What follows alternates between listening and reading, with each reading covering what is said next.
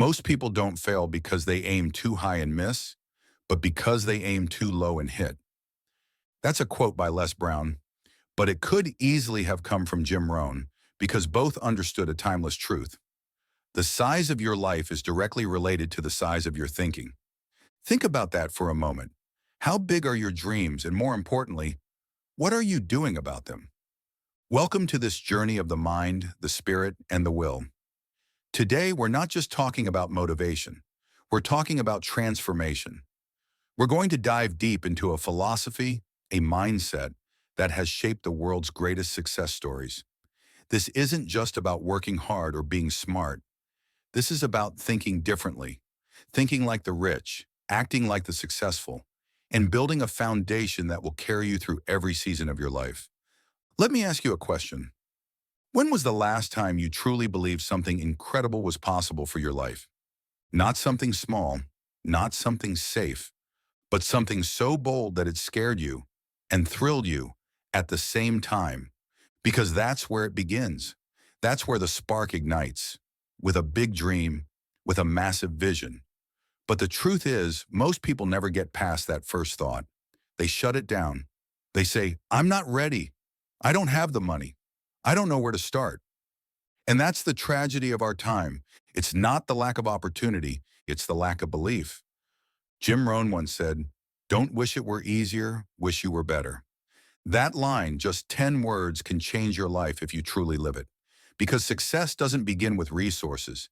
It begins with resourcefulness. It begins with you. Let's start with a story. In the late 1970s, a young man barely scraping by decided to invest in a personal development seminar. He was broke, behind on rent, and driving a beat-up car. But something told him, this is where it begins. That young man was Tony Robbins. And that seminar? It was hosted by none other than Jim Rohn. Tony didn't walk into that room with wealth or connections. He walked in with hunger, a deep, burning hunger to grow, to break free from the cycle of limitation he was born into. And what did he do? He listened. He learned. He applied. He didn't try to build an empire overnight. He started small. He applied one principle at a time. Morning routines, reading daily, setting goals, changing how he spoke, how he thought, how he showed up in the world. And over time, those small actions compounded. They snowballed. And today, Tony Robbins is one of the most influential voices in the world of personal growth. Not because he had a lucky break, but because he started where he was, used what he had, and refused to shrink his dream. That's the power of starting small while thinking big. Here's what I want you to reflect on. What small action can you take today that aligns with the person you want to become 5 years from now? Don't wait to be ready. Start before you're ready, because that's how everyone starts. The difference between the 97% and the 3% isn't timing, it's mindset. Let's look at that. The 97% think in terms of survival. How can I get by this week? The 3% think in terms of investment. What can I build that keeps growing while I sleep? The 97% wait for permission. The 3% give themselves permission. The 97% look at problems and see walls. The 3% see doors. Why? Because they've trained their minds to see the world differently. They've trained their minds to believe they are not just consumers of life, but creators of it. Ask yourself right now, are you designing your life, or are you just reacting to it? If you're like most people, you're reacting. And there's no shame in that, because we've been trained that way. From school to work to social media, everything tells you to fit in, follow the rules, play it safe. But nothing great was ever built in the comfort zone. Steve Jobs once said, the people who are crazy enough to think they can change the world are the ones who do. And he meant it. Jobs didn't have more hours in the day than you. He didn't have a magic wand. What he had was a relentless belief in his vision, even when no one else saw it. Even when he was broke, fired from his own company, criticized and doubted, he kept thinking big and starting small. And that's the secret. Thinking big is about vision. Starting small is about humility. Acting like the rich is about mindset and discipline. It's about showing up every day with the attitude of, I may not have everything, but I have enough to begin. Because success isn't a straight line. It's not a lottery ticket. It's a staircase, and every single step matters. Here's a question to sit with. If you knew that success was guaranteed, what would you do differently starting today? Would you speak up more? Start that business idea? Reach out to a mentor? Read that book that's been sitting on your shelf? Wake up an hour earlier to invest in your dreams? That's what acting like the rich is all about. It's not about fancy cars or luxury watches. It's about self-discipline, long-term thinking, vision, energy, focus. It's about trading short-term pleasure for long-term gain. Jim Rohn said, "We must all suffer one of two pains, the pain of discipline or the pain of regret." Which one will you choose? Because the truth is, no one escapes the cost. You either pay the price now and live with greatness, or pay later with the weight of wasted potential. Right now, wherever you are, whatever your background, income level, education, or past, you are standing at the edge of a decision to step into your power, to think like the top 3%, to take ownership of your future, to stop playing small, and it starts not with a leap, but a step, one step. Today, that's the beginning. Let's talk about seeds. Every dream you've ever had, whether it's to build a business, become financially free, or live a life of purpose, it's a seed. And like all seeds, it doesn't grow overnight. It needs time. It needs care. But more than anything, it needs belief. The problem is, most people kill their dreams before they ever give them a chance to sprout. They say things like, "This is too hard," or "I'm not like those successful people." But here's what you don't see on the surface. Every successful person once stood where you're standing right now, with doubt, with fear, with nothing but a seed. Warren Buffett didn't become a billionaire because he knew all the answers. He became a billionaire because he started reading about investing at age 11. He understood the value of compound interest, not just with money, but with knowledge. Every day he read, every day he learned. And here's the key, he didn't stop. That's what starting small looks like. Not flashy, not dramatic, but deeply consistent. Ask yourself, what is your daily investment into your future? Do you feed your mind with inspiration? Or do you scroll through noise? Do you spend your evenings numbing your potential or nurturing it? That's the line between drifting and building. Drifters wait for motivation. Builders create it. You see, motivation is not something you stumble into. It's not something someone gives you. It's something you cultivate. Just like the rich cultivate wealth, not by wishing, but by managing, planning, investing, and growing. Let's make this practical. If you're a young entrepreneur starting with nothing but an idea, here's where you begin. Master your mornings. The first hour of your day sets the tone for everything else. Rich minds begin with clarity. Don't start with your phone. Start with your thoughts. Read 10 pages of a good book. Journal your goals. Breathe. Move your body. Reclaim your attention before the world steals it. Track your energy, not just your time. The rich don't just schedule meetings. They schedule recovery, deep work, focus time. They protect their energy like gold. When do you feel most alive? Most creative? Most clear-headed? Build your most important work around those windows. Learn the language of money. Too many young people avoid money because they fear it or feel unworthy of it. But money is a tool, not a villain. Study it, manage it, respect it. Because how you treat your money reflects how you treat your life. And remember this, poor people buy things. Rich people buy freedom. Think about that. Every time you buy something just to impress, you're trading real wealth for temporary applause. Acting like the rich isn't about looking rich. It's about buying back your time, investing in assets, and building something that pays you long after you stop working. You don't have to be a millionaire to act like one. You just have to live like your future matters more than your impulses. Because let's face it, discipline is the real currency of success. Jim Rohn said, "Success is nothing more than a few simple disciplines practiced every day. And failure? It's just a few errors in judgment repeated every day." So here's your choice. What habits are you building? What systems are you sticking to? Are they making you stronger, wiser, freer? Or are they keeping you stuck? Let me tell you a quick story about a man named Howard Schultz, the man who turned a small coffee shop into the global empire known as Starbucks. Howard grew up in the projects of Brooklyn. His father worked low-wage jobs with no security, no health care, no safety net.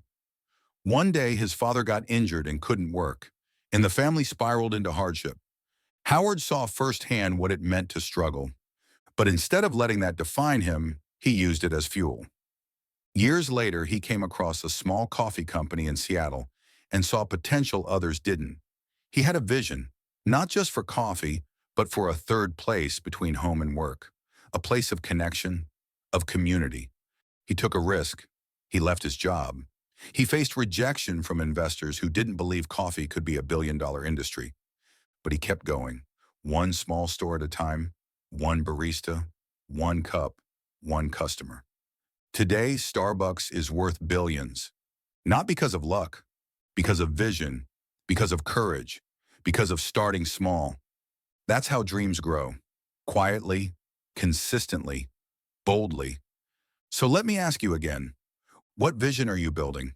Not what job do you have, not what degree you hold. What is the vision that gets you out of bed in the morning?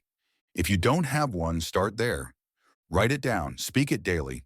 Make it so real in your mind that the world has no choice but to catch up. Because here's another truth. The world doesn't give you what you deserve. It gives you what you demand with your actions. Demand more from yourself. Hold yourself to a higher standard. Think like the rich. Start like the poor. Humbly with nothing but sweat and belief. And act like someone who knows their time is now. Right now. Let's get honest. Most people don't fail because they lack talent. They fail because they lack inner infrastructure. You see, success isn't built in the spotlight. It's built in the shadows when no one's watching, no one's clapping, and no one's validating. That's where winners are made. Rich people, real rich people, don't just accumulate wealth, they accumulate resilience. They accumulate wisdom. They accumulate self-control. And here's the part no one talks about. Before you have money in the bank, you must first develop the mindset to manage it. That's why so many lottery winners go broke. They had the money, but they didn't have the identity. So here's the golden rule. Don't just chase income. Build the identity of someone who deserves wealth, someone who can multiply it, protect it, and grow it for generations. But how? Start by mastering your inner dialogue. Because wealth begins not in your wallet, but in your words. What do you say to yourself when you fail? When you're tired? When you're broke? Do you say, I knew it wouldn't work? Or do you say, this is part of the climb? You become what you repeatedly say to yourself. Speak like someone who knows that temporary setbacks are just tuition on the road to greatness. Because trust me, it's not a question of if you'll fall. It's how you'll get back up. Here's a practice the 3% use daily. They don't just journal what happened. They journal how they think. They reflect on questions like, what thought patterns held me back today? What beliefs did I act on that no longer serve my future? This is how you unlearn poverty thinking. This is how you shed the identity of the 97%. Because the poor are reactive, the rich are reflective. Let's talk about failure. Most people avoid it like a disease, but the rich, they embrace it like a mentor.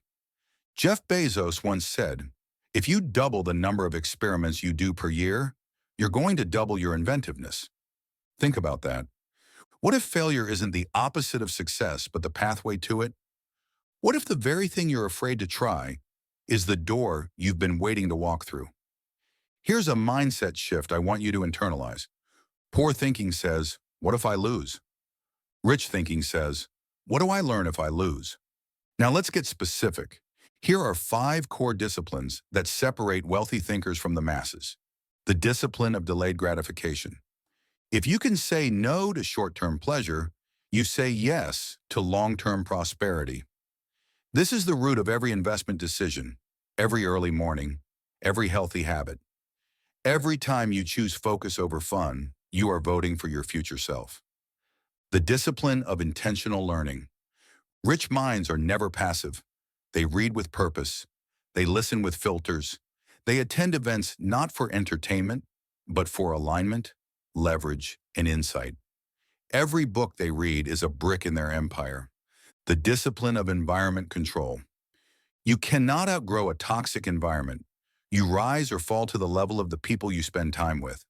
If your circle doesn't inspire you, challenge you, or hold you accountable, you don't have a circle, you have a cage. The discipline of high standards. The rich don't just do the minimum. They do what's necessary, and then some. They don't wait to be told. They operate with excellence even when no one is watching, because they're not performing for others. They're preparing for the future. The discipline of emotional mastery. They don't react, they respond. They breathe through chaos. They don't make decisions based on feelings. They make them based on values and vision. While the world panics, they prepare. That's power. So ask yourself, which of these disciplines am I actively building today? Because the goal isn't to become rich overnight. The goal is to become someone who couldn't stay broke if they tried. That's a different game. That's the game of identity over income, mindset over circumstance, consistency over hype, and it's available to you right now. You don't need a miracle. You need a plan. You need a reason to get up when you fall, a vision so clear that nothing can blur it, a standard so high that the old you can't survive in it. Because here's the ultimate truth. Success doesn't visit those who want it. It stays with those who prepare for it. Think of it like this. Every action you take is either building the future you want or the one you'll regret. There is no neutral. So if you're scrolling through this podcast, hoping to find the secret, this is it. You are the secret. The one who chooses, the one who builds, the one who decides enough is enough. Now is the time. Let's talk leverage. You see, effort alone doesn't scale. Time doesn't scale. Even talent doesn't scale if it's locked inside one person. What scales is systems. What scales is leverage. The 97% think in terms of linear effort. I'll work harder, I'll work longer. But the 3%, they think in terms of multiplication. How can I create something once and have it work for me again and again? Let me give you a clear picture. Imagine two people. One works 10 hours a day, builds furniture by hand, sells one piece at a time. The other spends 3 months designing the perfect chair, then partners with a manufacturer and sells 10,000 units while they sleep. Who's wealthier? It's not the harder worker, it's the one who leverages their ideas. So if you want to build like the rich, ask yourself this: how do I build once and earn forever? This applies to everything. Write once, earn royalties forever. Record once, sell knowledge forever. Build a system once, let it run without you. Even in your job, ask, am I being paid for results or for time? Because rich people don't trade time for money, they trade value for freedom. Here's a story you may not know. Sarah Blakely, founder of Spanx, started with $5,000 in savings. She wasn't a fashion designer. She wasn't from money. She was selling fax machines door to door. But she had an idea, and more importantly, a relentless mindset. She didn't build a massive company overnight. She wrote her own patent. She cold called manufacturers. She drove from store to store. Every rejection made her sharper. Today, she's one of the youngest self-made female billionaires in history. What did she do? She thought big, started small, and acted like someone who belonged in the room, even when others laughed. Now, I want you to ask yourself, what excuse have I been using to delay my greatness? I don't have capital. I don't have connections. I don't know how. Guess what? Neither did Sarah. Neither did Howard Schultz. Neither did most successful people when they began. But they started anyway. And every time they got knocked down, they didn't say, I guess it's not meant for me. They said, I guess I need to grow bigger than this obstacle. Because here's the truth. You don't need a perfect plan to begin. You just need the courage to begin with what you've got. Let me give you a powerful principle from Jim Rohn. For things to change, you have to change. For things to get better, you have to get better. So simple, so profound. Most people wait for their environment to change.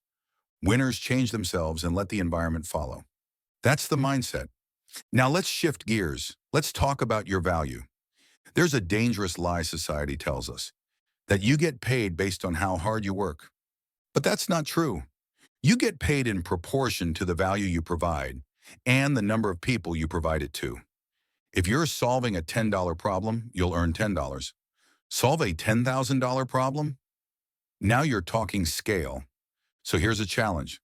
What problem do you want to be known for solving? Don't be busy. Be valuable. Build skills the world can't ignore. Learn communication, sales, leadership, digital tools, emotional intelligence.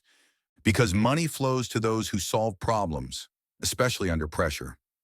But this leads us to another harsh truth. Most people don't rise because they fear discomfort more than they fear mediocrity.